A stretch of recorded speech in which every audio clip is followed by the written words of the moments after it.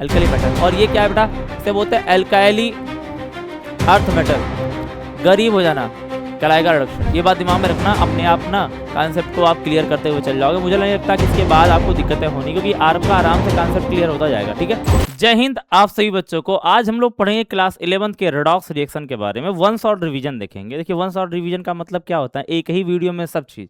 इसका पार्ट पहला ही है, 2 पार्ट इसके आएंगे। पहले पार्ट में हम लोग पूरा का पूरा कॉन्सेप्ट समझेंगे, जो हमें पढ़ना है, जो जानना है इस चैप्टर में, रेडॉक्स रिएक्शन क्या होते हैं, या बहुत जगह लिखा गया उपचय उपचय क्रिया, ये सब के बारे में पूरा डिटेल में समझेंगे और जानेंगे।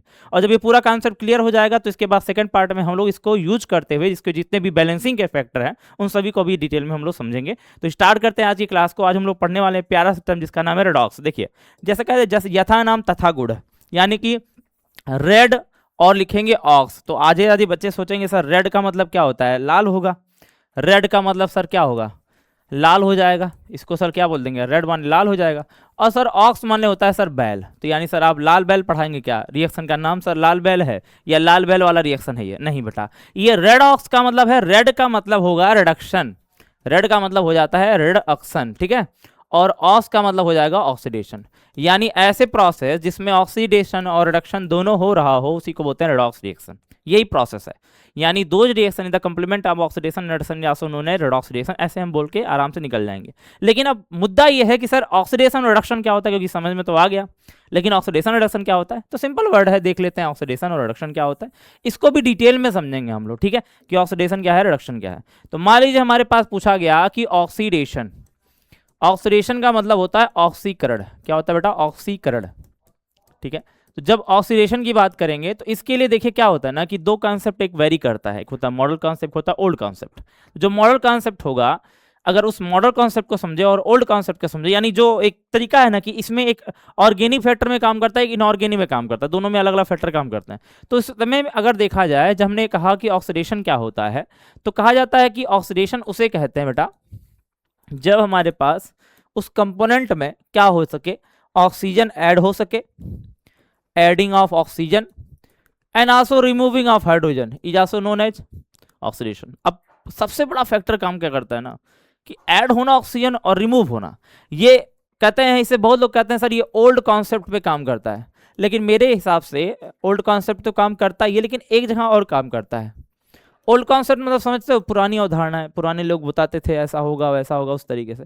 लेकिन बेटा अगर आप एक्चुअल में साइंस के स्टूडेंट हो, केमिस्ट्री पढ़ रहे हो, तो आपने थोड़ी बहुत बातें जरूर पढ़ी होगी। जब हम पढ़ते हैं ऑर्गेनिक केमिस्ट्री, क्या पढ़ते हैं बेटा, ऑर्गेनिक केमिस्ट्री पढ़ते हैं, तो ऑर्गेनिक केमिस्ट्री में कभी हमने पढ़ा होगा ऑक्सीडेशन, जब भी तो उसके लिए सिंबल लिखते हैं O, और जब लिखते हैं रिडक्शन तो उसके लिए सिंबल लिखते हैं H। विश्वास मानो ये जो फेनोमेना अभी सर बता रहे हैं कि adding of oxygen removing of hydrogen, ये काम करता है ऑर्गेनिक रिएक्शन में, यानी ऑर्गेनिक केमिस्ट्री में, ऑर्गेनिक फेनोमेना में।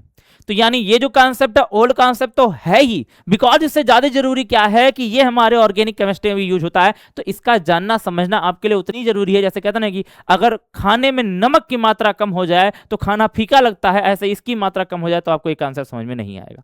तो इसलिए पूरा कॉन्सेप्ट समझना पड़ेगा, आपको जानना ही पड़ेगा। और कैसे जानोगे ये चीज आप समझने का प्रयास करो। ठीक है, मान लीजिए हमने बताया, दूसरा कॉन्सेप्ट इसमें रहेगा कि रिमूविंग ऑफ ऑल्सो इलेक्ट्रॉन, ये मेन चीज है। और ये चाहता है, इसे बोलते हैं मॉडर्न कॉन्सेप्ट, यानी कि आधुनिक अवधारणा है। ठीक है, मॉडर्न कॉन्सेप्ट अपने आप में है, जिसे आधुनिक अवधारणाएं कहते हैं। इसे क्या बोलते हैं बेटा, आधुनिक अवधारणाएं कहते हैं। ठीक है, आधुनिक अवधारणा। ठीक है, लेकिन आपको मैं समझाना एक बात चाहता हूं कि आधुनिक अवधारणाएं हैं। अब ये काम करता है ऑर्गेनिक केमिस्ट्री में, मैंने अभी बता दिया, ये ऑर्गेनिक केमिस्ट्री में काम आएगा। और बेटा ये जो है ना, ये इनऑर्गेनिक केमिस्ट्री में काम आता है सर, ये इनऑर्गेनिक केमिस्ट्री में काम आता है। इन दोनों को मिला करके अपना ये बना है, यानी कि ये जो फेनोमेना ओवरऑल भारी कौन पड़ेगा, क्या ये भारी पड़ेगा कि ये भारी पड़ेगा? सबसे ज्यादा भारी जो पड़ता है वो ये पड़ता है। इसीलिए ये रेडॉक्स चैप्टर जो है ये इनऑर्गेनिक केमिस्ट्री का टॉपिक है, यानी जो पढ़ा रहे रेडॉक्स चैप्टर सर वो इनऑर्गेनिक केमिस्ट्री का टॉपिक है, यानी ऑर्गेनिक का नहीं है। बिकॉज क्योंकि भारी वो नहीं पढ़ रहा, भारी ये पढ़ रहा है। अब ऐसा सर कैसे, भारी वो पढ़ रहा है भारी ये कम पढ़ रहा है, थोड़ा समझाने का प्रयास कीजिए। तो ये तरीका होता है, आप समझ सकते हो। मेरा मानना है कि अगर इसमें बहुत शब्द लिखने हैं आपको कि व्हाट इज ऑक्सीडेशन, तो अपने शब्दों में इसको पुरा सकते हो, आप बता भी सकते हो। कैसे लिखोगे, आप लिखोगे धन विद्युतीय रूप से बोला जाता है, धन विद्युतीय तत्व त्याग करके करने की प्रक्रिया, धन विद्युतीय तत्व त्याग करने की प्रक्रिया हम लिख ही देते हैं आप लोगों के लिए। क्या लिखेंगे बेटा, धन विद्युतीय, सिंपल लिख देंगे धन विद्युतीय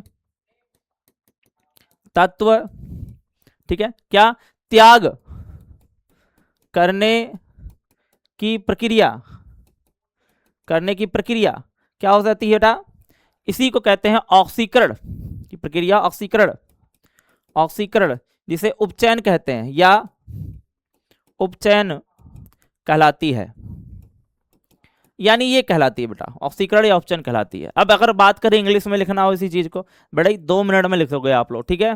तो बोलोगे when positively charge formation, positively, positively,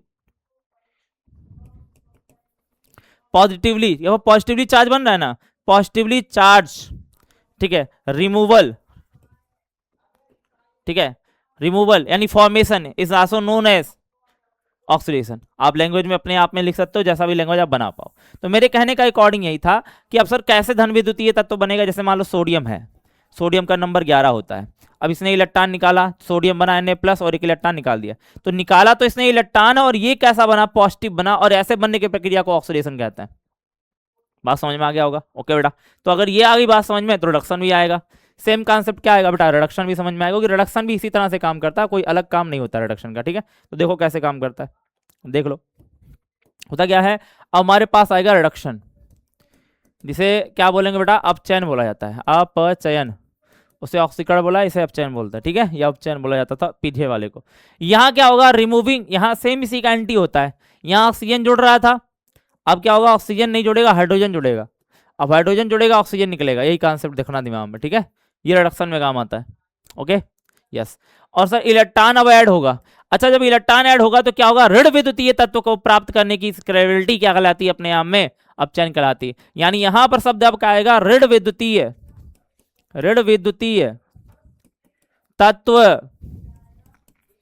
ठीक है, ऋण विद्युतीय तत्व तथा प्राप्त करने की प्रक्रिया, ठीक है, बनने की प्रक्रिया बोल सकते हो, बनने की प्रक्रिया क्या कहलाती है, अपचयन कहलाती है। सर कैसे पता चलेगा ऋण विद्युतीय तत्व बना, जैसे क्लोरीन देखो, क्लोरीन, क्लोरीन का नंबर कितना होगा बेटा, 17 होता है, इसे अपना ऑर्बिट कंप्लीट करने के लिए 1 इलेक्ट्रॉन की जरूरत है, देखो ध्यान से, यहाँ पर लगाया ना 17, 2 8 10 और 1 7 17, तो अब 1 इलेक्ट्रॉन की इसको जरूरत है, 1 इलेक्ट्रॉन कहीं से मिल जाता है, ऑर्बिट कंप्लीट कर लेता है। ये Cl क्या करेगा, 17 है, 1 इलेक्ट्रॉन लेकर के अब बनाएगा Cl 18, 18 में माइनस पहुंच गया, यानी 0 से माइनस का पहुंचना अपने आप में क्या कहलाता है, अपने आप में कहलाता है रिडक्शन। यानी अब एक बात समझ में आ रही होगी आपको, क्या बात समझ में आ रही होगी कि ऑक्सीडेशन का मतलब सर पॉजिटिवली चार्ज एक्टिव होना, सर रिडक्शन का मतलब सर निगेटिवली चार्ज एक्टिव होना।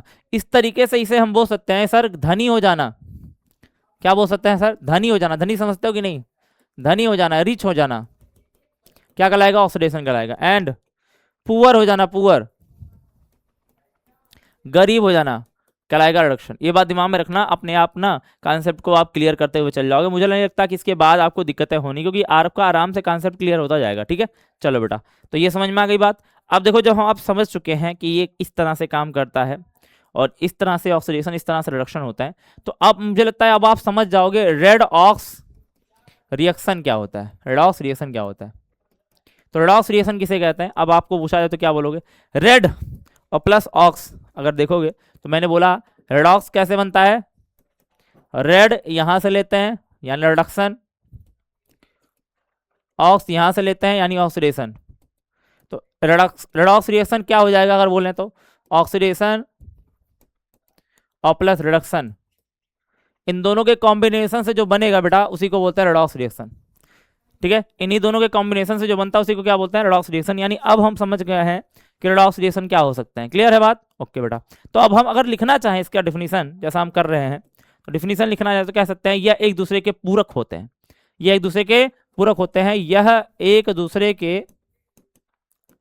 के पूरक होते हैं। जैसे कहा गया कहावत कि इनके बिना हम नहीं, हमारे बिना ये नहीं, ये नहीं तो वो नहीं, वो नहीं तो वो बनेगा ही नहीं।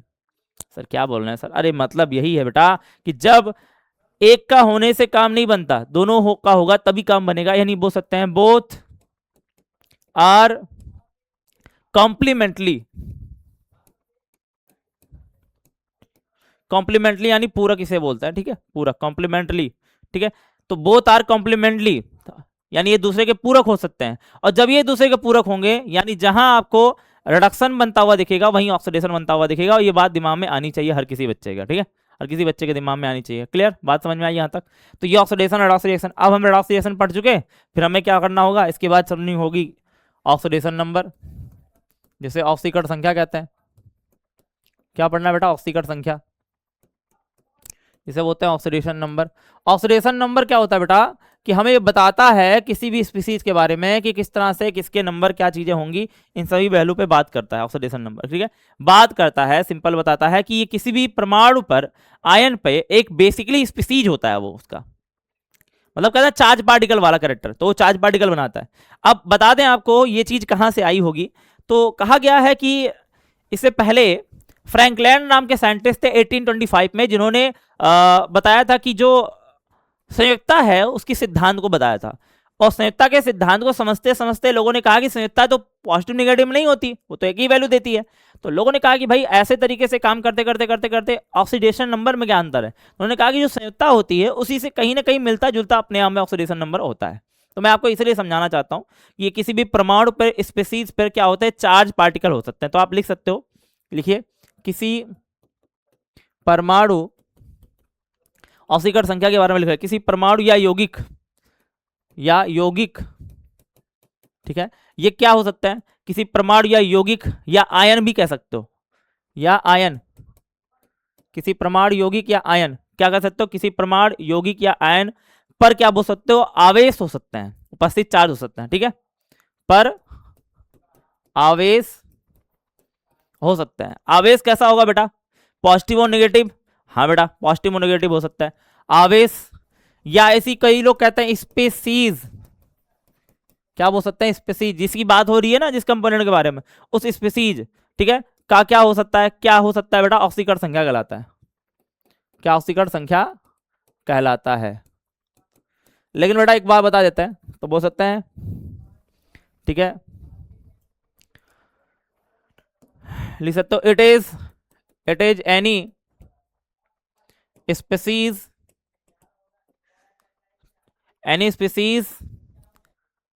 चार्ज पार्टिकल्स और ions particles and compound particles, compound के रूप में भी देखना होता है, इट इज ऑक्सीडेशन नंबर, ठीक है, अपने हिसाब से देख लेना, कॉन्सेप्ट क्लियर होता जाएगा, ठीक है, ओके।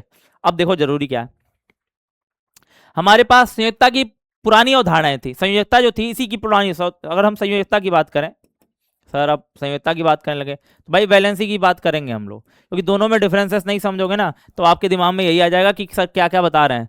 तो वैलेंसी के बारे में भी बताते हैं, सेम इसी तरह जुड़ता हुआ लगता है। तो देख लो, अगर बगल में आ जाओ, यहाँ पर मैं अंतर दोनों में करवा देता हूँ।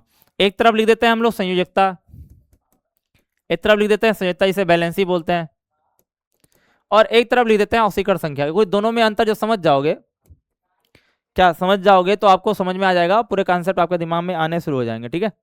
क्या बोलेंगे, ऑक्सीकरण संख्या, ठीक है, ऑक्सीकरण संख्या, जिसे ऑक्सीडेशन नंबर बोल रहे हो आप लोग, ठीक है, ओके, ऑक्सीडेशन नंबर बोल रहे हो। तो मेरे कहने के अनुसार अगर आप देखोगे ध्यान से तो आपको कॉन्सेप्ट समझ में आएगा, संयुक्ता क्या होती है, ऑक्सीडेशन नंबर क्या होता है। अब समझो, ये क्या हो सकता है ना, कि ये जो होता है, जो आप वैलेंसी देख रहे हो, ये किसी भी स्पीसीज पार्टिकल पे, यानी कह सकते हैं किसी परमाणु की बंधने की क्षमता होती है। तो यह क्या हो सकती है, यह किसी भी परमाणु की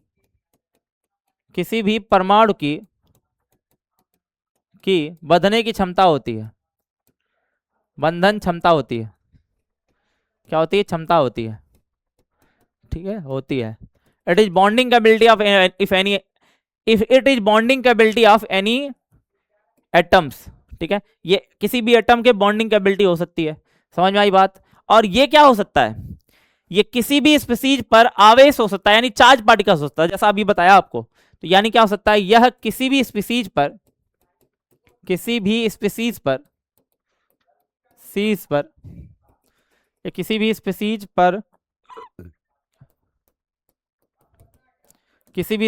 क्या होता है बेटा, आवेश होते हैं।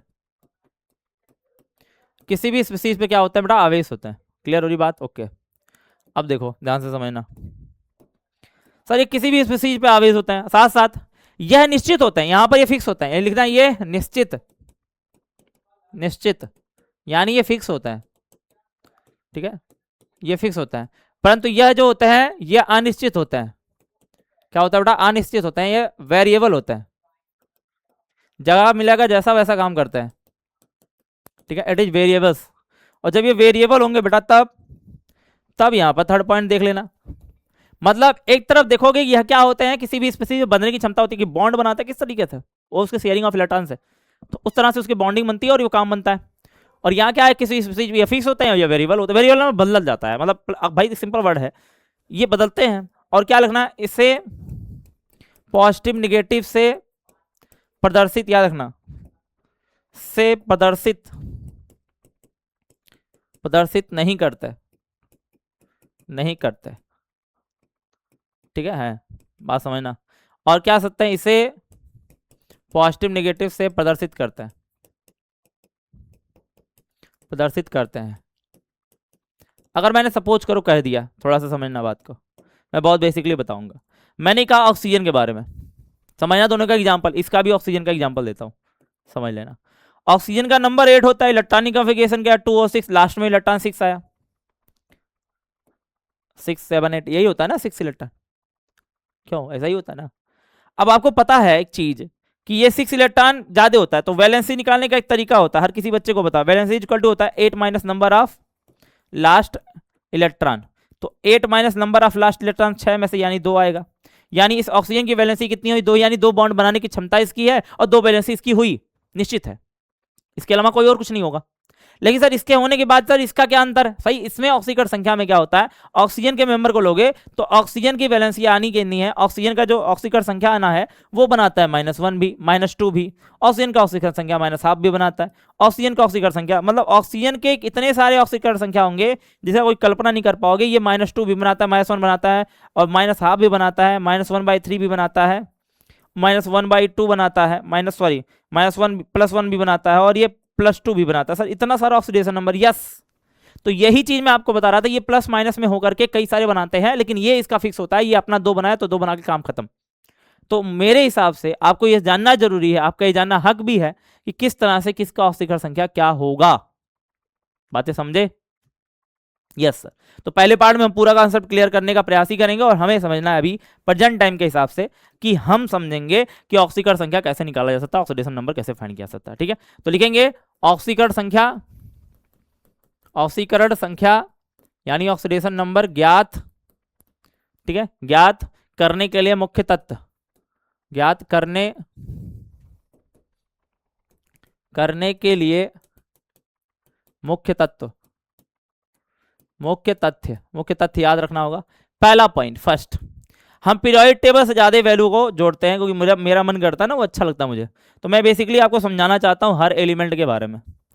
जैसे मान लो बेसिकली ये देखना, पीरियोडिक टेबल ऐसे बना होता है, ठीक है, हर बच्चों के दिमाग में आ गया होगा पीरियोडिक टेबल धीरे धीरे पढ़ते पढ़ते, ठीक है। तो आपको इतना याद रखना होगा बेटा, ये जो पहले नंबर पे आता है इसे बोलते हैं हाइड्रोजन, फिर ये आपका इस तरह से ग्रुप आपको देखने के लिए मिलता है।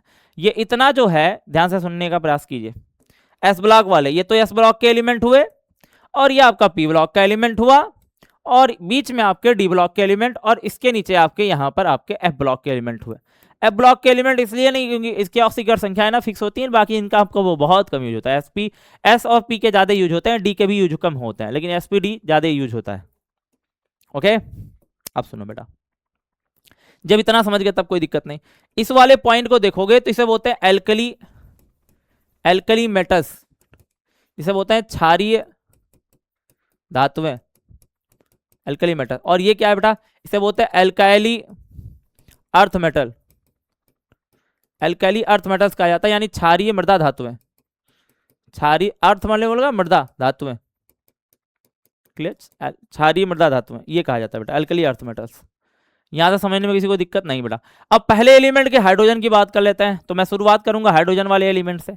हाइड्रोजन 2 तरह से ऑक्सीडेशन नंबर आता है, यानी बोल सकते हैं when hydrogen also attach with the metal and non metal, जब कोई हाइड्रोजन किसी धातु से जुड़ेगा और जब किसी अधातु से जुड़ेगा, ये कैरेक्टर है, यानी मेटल से और नॉन मेटल से। जब किसी धातु से जुड़ेगा तो उसका चार्ज हो जाएगा क्या, हाइड्रोजन का, जब कोई आधार से जुड़ेगा तब उसका चार्ज क्या हो जाएगा, जब कोई आधार से जुड़ेगा उसका +1 और इसका -1 हो जाता है। सर कैसे होगा -1 और +1, चलो बताओ, एग्जाम्पल देख लो, दुनिया के एग्जाम्पल हम बताने वाले हैं, आपको नहीं बताएंगे। देखो ध्यान से, यहाँ आप देखोगे तो जैसे मान लो हमारे पास Na के साथ H है, तो पता है नाम इसका क्या हो जाता है, इसे बोलते हैं सोडियम हाइड्राइड। हाइड्राइड तो देखो ID लग जाता है, हाइड्राइड। तो जब ये किसी मेटल से जुड़ा है, धातु से जुड़ा है, तो उस कैरेक्टर में कोई धातु का काम क्या होता है, ये प्लस बनाता है, ये माइनस बनाएगा, तो ये माइनस का 1 हो गया। तो इस कैरेक्टर में ये माइनस का 1 बनेगा जब किसी धातु से जाएगा तब, और जब किसी अधातु से साथ जाएगा, जुड़ेगा तब। जब किसी अधातु से साथ जुड़ेगा इस कैरेक्टर में, तो आपको देखने के लिए मिलेगा, जैसे मान लो HCl हुआ, तो नाम क्या होता है बेटा, अच्छा HCl गैसियस फॉर्म में होता है, हाइड्रोक्लोरिक एसिड। हाइड्रोक्लोरिक एसिड आगे बताएंगे कैसे काम करता है। हाइड्रोक्लोरिक एसिड, हाइड्रोजन क्लोराइड क्या होता है, तो ये वैसे एक्चुअल में ये हो ना, ये लिक्विड फॉर्म में अपने आप में बनता है, ठीक है, वो बात की बात है, बहुत डिटेल में जाएंगे तब चीजें समझेंगे। तो यहाँ पर हाइड्रोक्लोरिक एसिड कह रहा हमने इससे, तो इसे बोलते हैं हाइड्रो या हाइड्रोजन, तब ये इस तरह से रहेगा, जैसे हाइड्रो बोलते हैं या हाइड्रोजन नाम से जाना जाता है। और ऐसा तब होगा जब ये क्या Cl तो नॉन मेटल है, तो यानी यहाँ +1 और ये -1 बना, यानी यहाँ पर ये प्लस बना रहा है, यहाँ पर माइनस बना रहा है। तो यही हाइड्रोजन की कैरेक्टरिस्टिक्स है। When hydrogen also attach the metal is also known as characterise oxidation number is -1 and also attach with the non metal is also oxidation number is +1। तो ये याद रखना होगा, +1 -1 कब होता है हाइड्रोजन के लिए। हाइड्रोजन के केसेस समझ में आ गए। अब हाइड्रोजन केसेस समझने के बाद ये वाला ग्रुप का पूरा केसेस करते हैं और इनका पूरा पोस्टमार्टम करेंगे और पूरा समझने का प्रयास करेंगे कैसे क्या होगा। चलो आ जाओ, देखो अब हम बात करेंगे फर्स्ट ग्रुप के बारे में, जिसे हमने क्या बोला, एल्कली मेटल्स। एल्कली मेटल्स क्या होता है बेटा, एल्कली मेटल्स याद है क्या, सभी बच्चों को बताओगा क्या है, हे याद है, हे ली ना की रब से फरियाद, सभी ने पढ़ा है, सभी ने पढ़ा, ओके। तो अब क्या है ना, नीचे वाला हटा दो, ऊपर वाला एक हटा दो, ये बाकी जितने दिख रहे हैं ना, इन सब के ऑक्सीडेशन नंबर कितने होंगे, इन सब के ऑक्सीडेशन नंबर प्लस होंगे, काम खत्म, दिमाग में बैठा लो, इन सब के ऑक्सीडेशन नंबर प्लस होंगे। अब मान लो कन को मैंने लिखा Li2, ऐसे लिख दिया मैंने Li, अब मान लो लिख दिया NaCl, तो NaCl तो ब्रह्मा जानते हैं, आप भी जानते हो कि ये +1 बनाता है, -1 बनाता है, ये भी +1 बनाएगा, -1 कैसे पता चल गया मुझे +1 बनाता है, क्योंकि मैंने बोल दिया अभी कि when alkali metals is always oxidation number is +1, बस नीचे वाला याद रख, हटा देना और ऊपर हटा देना, क्योंकि हाइड्रोजन का अभी बता दिया अलग अलग होता है, और नीचे वाला जो होता है वो उसकी हाफ लाइफ होती है, वो अपना ऑक्सीडेशन नंबर वेरिएबल करता रहता है टाइम पर, ठीक है, तो ये मैटर करता है। अब देखो ध्यान से, अगर मैं सेकंड पॉइंट की बात करूं, तो अगर हमारे पास सेकंड पॉइंट है, तो सेकंड पॉइंट है यानी कह सकते हैं alkaline, alkali earth metal. Alkali earth metal क्या होता है बेटा, बेटी मांगे कार स्कूटर बाप राजी, क्या बोलते हैं, बेटी मांगे कार स्कूटर बाप राजी, ये आपको मिल गया। तो ये जितने भी देखने के लिए मिल रहे हैं, सबका ऑक्सीडेशन नंबर बेटा +2 होगा, ये बात दिमाग में बैठा लो कहीं पर भी। अब जैसे BeCl2 हमने लिख दिया, तो BeCl2 यानी Ba+2, यानी Be का +2 हो जाएगा, ठीक है। तो याद रखना होगा बेटा, बेटी मांगे कार स्कूटर बाप राजी, फिर से बेटी मांगे कार स्कूटर बाप राजी, या बेटी मांगे कार, जैसा भी आप कर सकते हो अपने हिसाब से, कोई दिक्कत उसमें वाली बात नहीं है। आप धीरे धीरे करके लगाओगे, आपका कॉन्सेप्ट क्लियर होगा, फिर मुझे लगता है कि हर चीज़ें आपके दिमाग में आनी शुरू हो जाएंगी और आप करना भी शुरू कर जाओगे। याद है, इतनी बातें क्लियर हुई। कोई बच्चे को यहाँ तक समझने में किसी प्रकार की कोई दिक्कत हो तो मुझे लगता है वो बता सकता है, समझ भी सकता है। बात समझ में आई, ओके बेटा। तो जब यहाँ तक समझ में आ गया तो आपको समझने में भी आगे दिक्कत नहीं होगी। अब जैसा हमने सर ने ऑक्सीजन के बारे में बताया, देखो बीच वाले बात कि सर पीरियोडिक टेबल अभी आप पढ़ा रहे थे, पीरियोडिक टेबल में आपने बताया कि सर ये दोनों एलिमेंट आपने क्लियर करा दिया, लेकिन सर क्या पी ब्लॉक के एलिमेंट में आता है, पी ब्लॉक के एलिमेंट सभी एलिमेंट का होता है ऑक्सीडेशन नंबर, लेकिन सबका अलग अलग वेरिएबल काम करता है। जब सबका अलग अलग काम करेगा तो अलग अलग हम पढ़ेंगे भी, तो देखेंगे भी अलग अलग। चलो देखते हैं फिलहाल। इसके बाद मान लो हमने कहा कि ऑक्सीजन का ऑक्सीडेशन नंबर बताओ, ऑक्सीजन का, तो भाई ऑक्सीजन ना होता है, अलग अलग तरीके से ऑक्सीडेशन नंबर शो करता है। ऑक्सीजन एक ऐसा बंदा है जिसके ऑक्सीडेशन नंबर बहुत ज़्यादा हैं, मतलब है क्या, बहुत ज़्यादा अपने आप में देता है। यहाँ 3 कर देना, 3 इधर कर दीजिए, 3 हमने 3 3 6 बना दिया।